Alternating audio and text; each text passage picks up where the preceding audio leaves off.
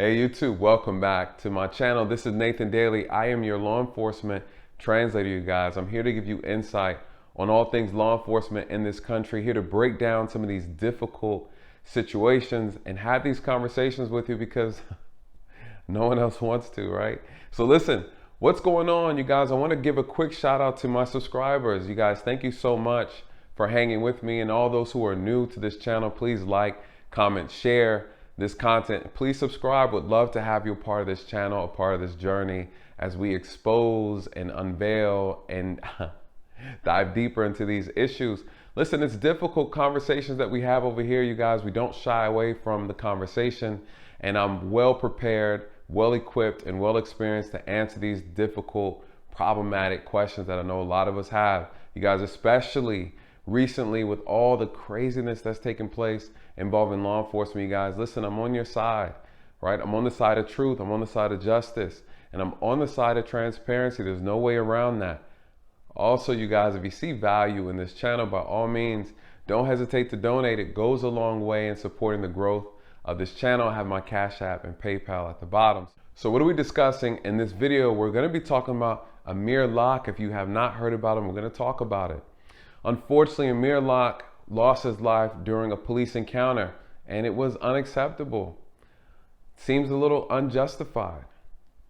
Honestly, there's no excuse for his death, you guys. He should not have been shot. Now, there's a couple things, little nuance in this. We're going to dive into it, but let's talk about it. How did this start? Where did it all begin? Unfortunately, we're back in Minneapolis. We're back in Minnesota. It just seems like they're starting to have a pattern with this area and lives being taken when they should not have been taken. We talk about Derek Chauvin. We talk about Kim Potter, right? And these officers have not done their job properly, and it led to the death of an innocent person. These people should not have died in the hands or through this police encounter, you guys. Starting to show a pattern of poor police practices, poor training. It's unacceptable, you guys. This all began February 2nd, approximately 6:30 to 6:40 a.m. The Minneapolis SWAT team was executing a search warrant for a suspect involved in a homicide. But here's the problem. This is not the agency that wrote the warrant. The actual agency, the police department that wrote the warrant, was the St. Paul Police Department in Minneapolis. The problem is they asked the Minneapolis Police SWAT team to execute the warrant for them.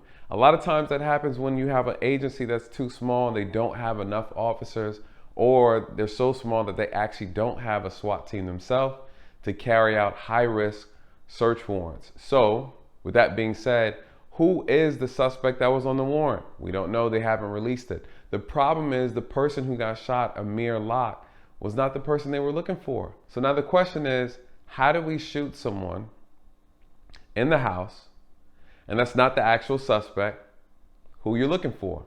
I'm gonna tell you how it happened, and it's crazy, you guys, and it doesn't make sense to me. And I'm gonna point out a couple things that are problems, and I'm also gonna point out and provide some solutions.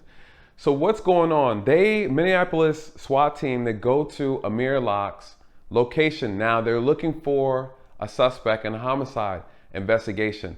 Now, the SWAT team had 3 addresses in the same building, the same apartment building. And their job was to check all 3, looking for the suspects. They had multiple suspects in this homicide investigation. So granted, this is not uncommon, you guys. This is not uncommon. There's a couple reasons why we have multiple locations. If there's multiple suspects involved and they live in different locations, or 2, they have one suspect who actually frequents multiple locations, and then the judge will give that warrant, the search warrant, in all 3 locations, as long as you can provide the evidence and probable cause that shows that that suspect frequents those areas. And so these search warrants are not that easy to get, you guys. It requires a lot of evidence and a lot of information for the judge to sign over. Now, here's the other problem. They were talking about removing no-knock warrants, saying it was too dangerous. It was too much conflict with a person not knowing that the person intruding in the home was the actual police, and therefore giving the homeowner the right to actually defend their property, not knowing that there's someone coming in and that they're the actual police. So what happened after the George Floyd death? A lot of the protesting took place. The citizens begged the mayor to do something different. They wanted new laws and new policies against the police department so they can ensure that things like this don't happen. Out of the Breonna Taylor, they talked about the no-knock warrants and the dangers of it that the citizens are falling victim to. So they asked the mayor, hey, can you do something, create policies? The mayor was like, yeah, sure, whatever. What I'll do is ban no-knock warrants. We'll ban this, we'll ban that. So the mayor said he implemented these things. Now here we are in Minneapolis again. The mayor said that he did away with these no-knock warrants, and then yet here we have the SWAT team using one. So when we watch the video, what do we see, you guys? I'm not going to play the video here because obviously, YouTube. What happened? The SWAT team was able to get a key from the leasing office, you guys. That's not uncommon, right? I've done it before. You get the search warrant, you show them, and then the apartment complex will give you the key to the unit that you need to search. So they had the key, they gain access, they open the door. About 7 of the officers, the SWAT team goes inside, they pass the threshold of the door, and as they enter the apartment, they then begin to announce. Technically, they have exercised the use of the no-knock warrant. Technically, how is it supposed to work? Before you gain entry, before you pass threshold, you bang on the door. We always say approximately 3 times, loud and clear, and it's all recorded. Bang, bang, bang, police. Bang, bang, bang, police, search warrant. Bang, bang, bang, police, search warrant, and then you proceed to enter. The purpose of that is to alert people that you are law enforcement and that you are getting ready to gain entry into the home without their permission. Why? You have a legal signed document, court order, allowing you and giving permission to cross that threshold without the permission. So here's what's going on. Amir Locke is on the sofa. He's sleeping. He's covered up in a yellow blanket. They cross the threshold. They go in. They start yelling, police, police, search warrant, police, search warrant. Cool. They start to fan out across the apartment, which I don't agree with, but we're going to talk about that. Their guns are out, of course. They start seeing movement on the sofa. It's Amir Locke. He gets up partially off the couch, and in his right hand, he's holding a gun. Now, he's shot immediately. The moment the gun is in plain view, they shoot him. They shoot him approximately 3 times, twice in the chest and 1 in the hand. He's dead. Now, what's the problem with this, you guys? This isn't the person of interest. This isn't the person that's on the search warrant. Does that mean he's not a suspect? No, that does not mean he's not a suspect, but it does mean that he's not the person on the search warrant. So let me be clear on that, because there's a couple issues with this case. One, we have to ask, was this shooting justified, right? And 2, why are they in that man's apartment? 3, whose apartment was it? We don't know. And why was the wanted suspect listed under that apartment address? Here are all these questions. The problem is, we're St. Paul Police Department. They should be answering these questions. But here's the big problem. They made Minneapolis stand up there in a press conference and answer these questions by themselves. And they had no answers. Poor leadership, you guys. You can't have that. You can't have that. So we're going to talk about this. We're going to run it down. What are the issues here? The main issue is it's not against the law for a person to have a gun if they're a legal gun owner in their home. This is the same issue we see with Breonna Taylor. If the citizen that lives in the home, the resident, you live in the home and you don't know that's the police coming in, should the police be allowed to shoot you guys? This is a slippery slope. This is a slippery slope. And this is the problem. Amir Locke was a legal gun owner. He had his permit. He had everything he was supposed to have. They said he had no criminal history. Yet, here we are. He was shot. He was killed. He lost his life. But why? Simply because he had a gun in his hand. The question is, did he ever become a threat to the officers? When I watched the video, you guys, and be completely honest, the gun was never pointed at anyone. At least from my vantage point and where I could see in the video, you guys, that's a problem. Second, the question is going to be like, what was his state of mind that you have to ask? What was his state of mind in the moment when he was waking up? You guys, he was asleep. Apparently, we don't know. What we do know is it was 6:30 in the morning. He was laying on the couch. He was covered in a blanket. He had the gun in his hand. One would ask, why would you be holding a gun? One would ask that maybe the gun was on the nightstand. Maybe he thought someone was intruding. You guys, these are all legitimate concerns. These are all legitimate reasons. And it's his house. It's his place. He can have the gun wherever he wants to have it. He could have the gun tucked in his waistband. This is his place. One would argue, what if he did not hear the police?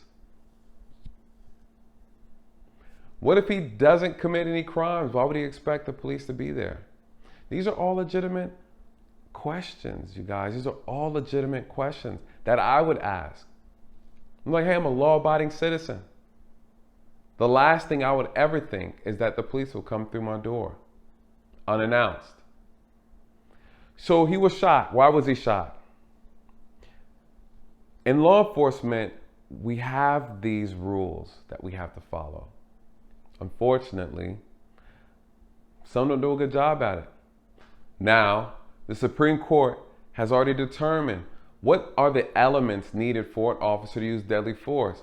Outside of the fear component, you guys, there has to be a risk of severe bodily harm or death amongst the officer or someone else, right? So in this situation, you have a group of officers on the SWAT team. First, they enter, they fan out, they see the subject. No one says drop the weapon, right? They just shoot him upon seeing the weapon. What are we going to be looking at? When we dissect the situation, we're looking at three elements that are required: the ability, the opportunity, and then the jeopardy. We're going to talk about it. Did the suspect, did the individual have the ability to create harm against the officer? Question is yes. Was the opportunity there? We're talking about how close were they, right? The ability is he had the gun. He had a gun, so the ability is there to actually carry out that threat. The opportunity was there because they're in close proximity. Then the jeopardy. We talk about the jeopardy. We're looking at how close was it possible for him to carry it out? Did he manifest an active threat? Was the threat imminent? Was there an imminent danger? Him holding the gun is not enough, you guys. It's not enough to shoot him, believe it or not. Unfortunately, it's almost as if a person has to be in the process of pulling the trigger before an officer can use deadly force.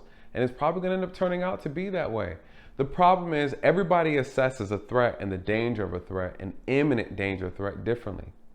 And what we see on the body cam is not what the officer is actually experiencing, so we have to be mindful of that. But the video is very clear, you guys. And not only that, he shot him. Nothing was ever said. He never get the opportunity to drop the weapon. One of the biggest issues I have with this is that this isn't the first time I've seen officers or those who are on the SWAT team enter into a building or into the threshold of a location without a ballistic shield. I can't imagine. You guys, in my department, the SWAT team, and I wasn't on the SWAT team, you guys, but I was on the tactical response team, and we trained with SWAT often, and mainly what we did a lot of undercover work, we did a lot of tactical work, surveillance and things of that nature. And one thing that I realized, the SWAT team always carried a ballistic shield when they were going into homes doing search warrants, especially for those high-risk warrants, people for drugs and homicide and robbery, you guys. They always entered and they stacked up on a door and they went in. So these tactical practices that I've been seeing lately in these videos, I've been blowing my mind, you guys. And so again, the problem with that is they weren't, well, I won't use the terminology, but the reality is there was no ballistic shield. And I think if the officers had a ballistic shield, you could do a lot more. You can present yourself with a potential threat. You have an opportunity to negotiate until the threat manifests itself. That way you can actually have dialogue and still have a barrier of protection to a certain degree. And those ballistic shields do stop handgun rounds, and some of them, depending on where they are, will stop rifle rounds. So I was very shocked to see them go in there with no added protection. And again, you guys, that's an issue. You guys, what's the other issue? It just seems like lately there's been a lot of poor intel, not enough investigating, right? The SWAT team went in there not knowing or realizing that the person they're actually looking for is not in the apartment. What does that mean, you guys? That means that there wasn't good information gathering. There was no good surveillance. There was no good intel, right? So this means what is going on? You guys are moving without having all the information. And when you make a mistake in this job, people can lose their lives, whether the officer, suspect, or victim, you guys. So this is very alarming. And it says a lot, because what information, what intel were they actually moving on? You had 3 apartments to hit. And the person you end up shooting is not even on the warrant. Now, again, it doesn't mean he's not a suspect. At the same time, he should not have been shot. So it really doesn't matter. So what's the next issue? The next issue is that Minneapolis Police Department, they decided to do a press conference. Oh my. Talk about embarrassing. Extremely embarrassing. So as many of you know, this involves an underlying homicide investigation that was undertaken by the St. Paul Police Department.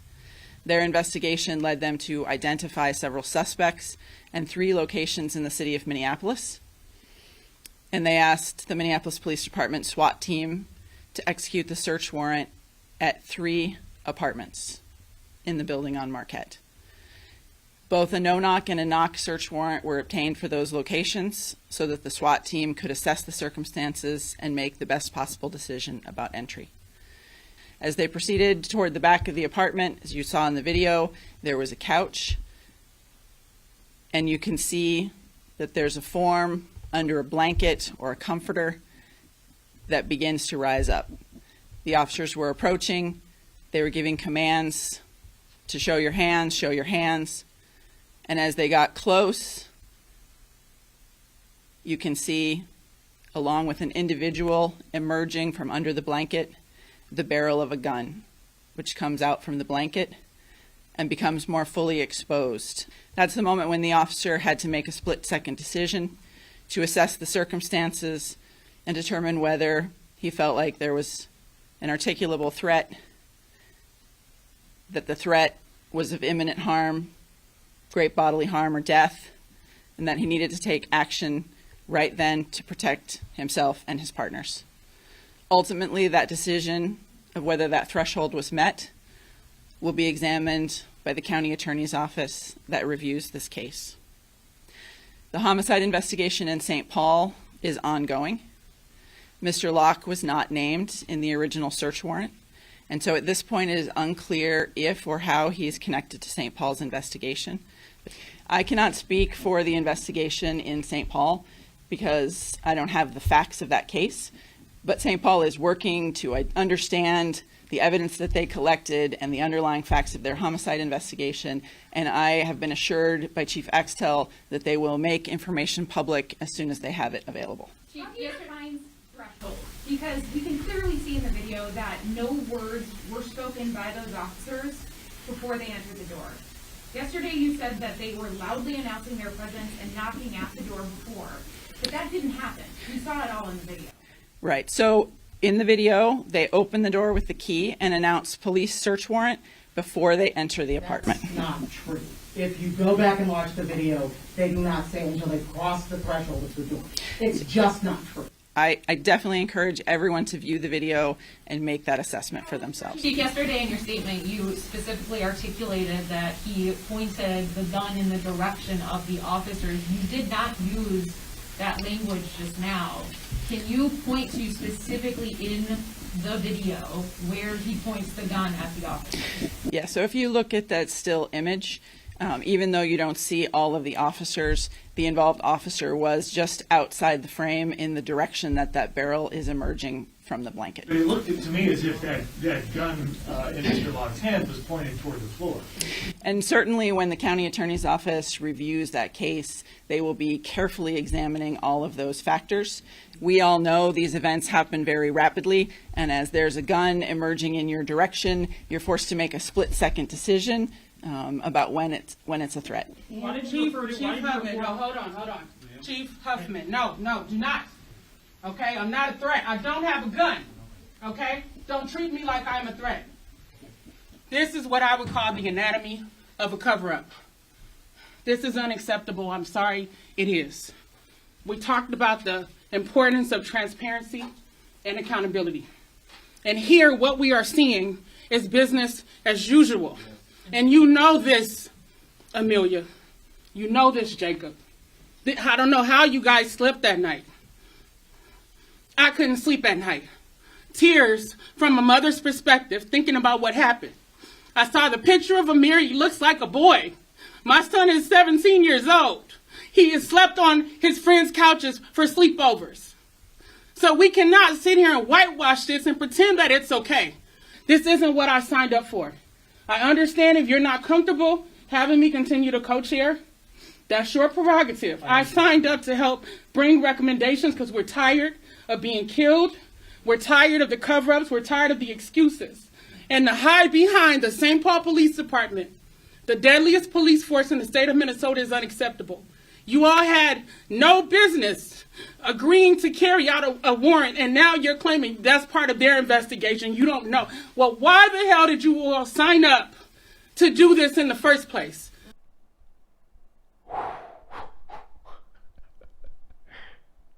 But is she lying, though? Is she lying? You guys, she tore them out the frame. And she's 100% correct. You guys, this is crazy. She called it for what it was. What is she saying? She's talking about whitewashing. She sees the BS. You guys, you can't be the chief, the interim chief, and stand up there and not give people any answers. You were acting on faulty information. You were acting on information that you were sitting on that was handed to you by the St. Paul Police Department. They should be at the press conference. You guys, this is embarrassing. This is embarrassing. It's a reflection of leadership. You just have a person that's been shot and killed who should not have been. They weren't on the warrant. You know, people are going to be asking questions. Your city is already in disarray. Your city has already burned once. You guys, listen, there's no room for error. You guys can't catch a break. You can't catch a break. And you come to the press conference. There was a homicide that happened at 1-something in the morning on Hennepin Avenue. Someone was killed, and then the person drove away in a black SUV. They're still at large in Minneapolis, potentially a threat to residents. But you all go do something for St. Paul Police, and now you're trying to hide behind that decision. It's not acceptable. We are ready for change. When the people voted to re-elect you, Jacob, they not only showed that they wanted to see a new leader, right? Not saying you're not the person who got reelected, you got reelected. But what they were expecting is a new beginning. That's why they gave you more power and authority. So that is what we want to see as the residents of Minneapolis. We don't want to see cover-ups. We don't want to see whitewashing. People are asking very simple questions that have still not been answered. Whew. Wow. I mean, common sense. I would have made sure St. Paul investigators were there to answer all the questions. What's the relation to this suspect who was shot? Though he should not have been shot, you better come with some answers. Now we have a kid that's been killed and he should not have been killed in the first place. You guys, you can't just go in people's homes and shoot them. You just can't. You guys, the police, we just can't go in there in people's home. When you go into someone's home with a search warrant, you better have all your ducks in order. All of them. You better know where you're going. You better know how many people are in the home. You guys, we would do surveillances. We would just sit down and watch locations, watch people's apartments, watch people's house. They set up cameras, the whole 9 yards. Guys, you can't be wrong with this. Can't be wrong. Breonna Taylor's dead today because they were wrong. And they were doing something shady. And they got away with it. So, whew. But she's not the only one that had something to say, you guys. What she said was powerful. She's absolutely correct. She's talking about the propaganda. She's talking about the media. She's like, listen, you're not going to whitewash this stuff. We want answers. This is unacceptable. She's absolutely correct. Wow. Then she's calling them by their first name. Whoo! She said, look, Jacob.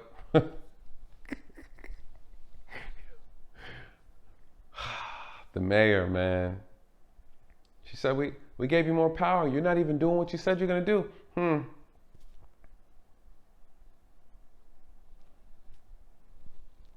I should have voted for the other guy. Amelia, you're saying you want to be the chief? Then act like it. Demonstrate integrity. Don't cover up for what those cops did. If they knew that the kid had a gun as he started waking up, say, drop your weapon. They didn't do that. One cop opened fire. and took the life of a child, but you do have the opportunity to make it right, to talk about the fact that you changed the no-knock warrant policy. Where's the evidence of that? That wasn't present on what happened to Amir Locke. So if I'm going to be the co-chair of this group, I'm expecting strong leadership, I'm expecting integrity, and I'm expecting accountability. Yes. You guys aren't going to waste my goddamn time. Oh my God. If you look at the interim chief, and she looks like she's just, you guys, this was classic. Classic. And this is how they need to be held accountable, you guys. This is how you hold politicians accountable. You get in their face. You walk up and you tell them, we're not having this. Get it together or you're out of here. Get it together. She looks at the chief. She said, we need better lead. You want to be the chief? You better step up. We need some transparency. We need some integrity out of you. There's no excuse for what you just said up here. You're trying to BS us. She called her out. And she's absolutely right. You can't have something like this. You put out a press release and you labeled this man as a suspect. And then later on we find out he wasn't. How do you do that? Poor leadership. Poor leadership. What did she say? She said, hold on. You mean to tell me that St. Paul asked y'all to do a search warrant and y'all didn't even ask any of the common sense questions? You guys didn't verify anything? You guys just go up and kicking in doors. She told to the mayor, she said, Jacob, hold on, Jacob. She called the man Jacob. We're not having this. She's like, you barely got voted back in after the Derek Chauvin situation. Barely made it. So don't play, right? Golly. She's not playing, you guys. She said, I thought you corrected this thing about the no-knock warrants. And then here we are, there's a no-knock warrant being used, and these officers end up taking the life of another black man. A 22-year-old black man.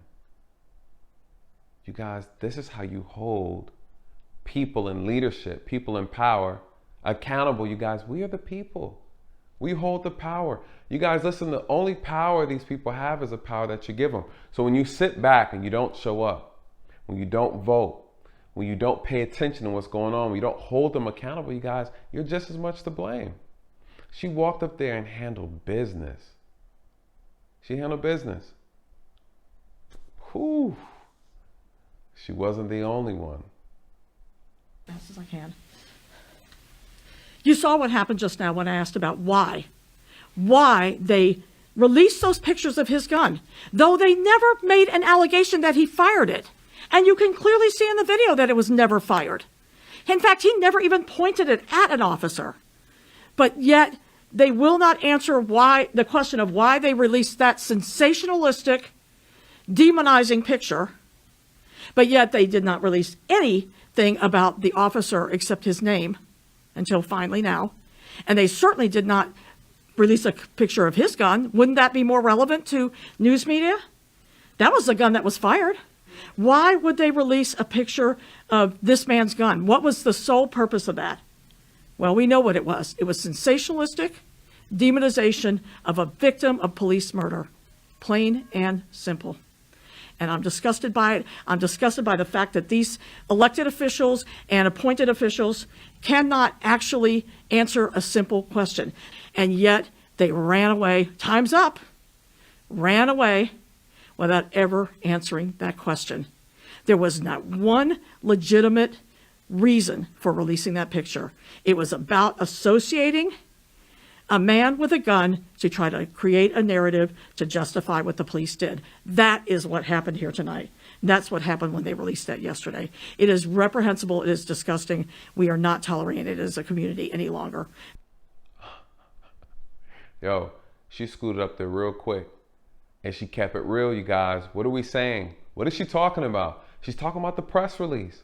She said, hold on, the way you frame this, you're showing this man's gun as if he was in the wrong. Ooh, I love it when people call out the BS, you guys. Media propaganda, one-on-one, you guys. This is how they do it. This is how they make you look like, this is how they create a narrative as if you were the bad person to help sway your judgment. sway your perception.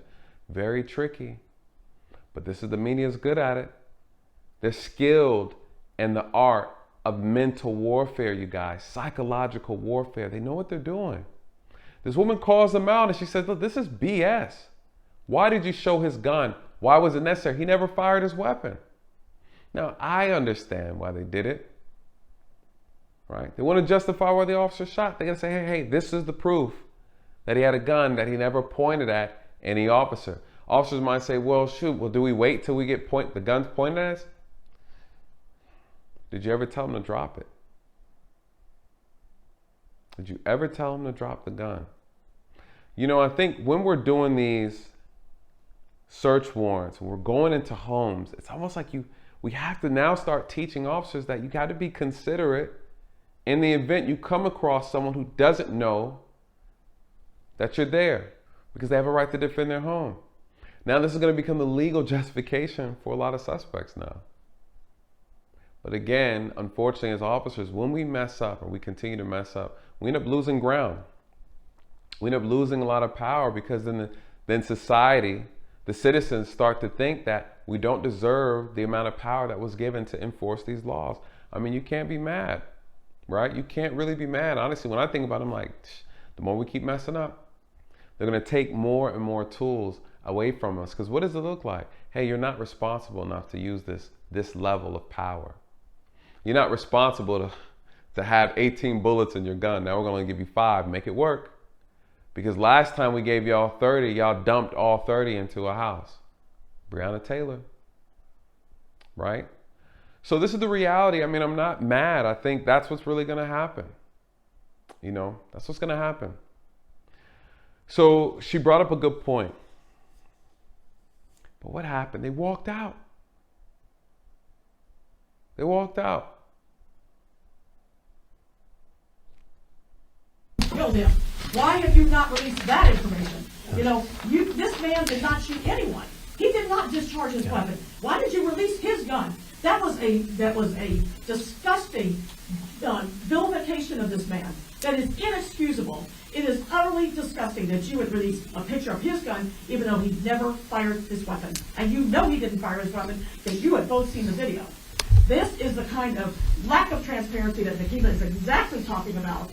When you send out these sensationalistic pictures of his gun, a man who has never committed a crime, but you don't release the video, or rather the pictures of the officer's gun. So, Ms. Gross, thank you for being here. And Ms. Levy-Armstrong, thank you for your strong words.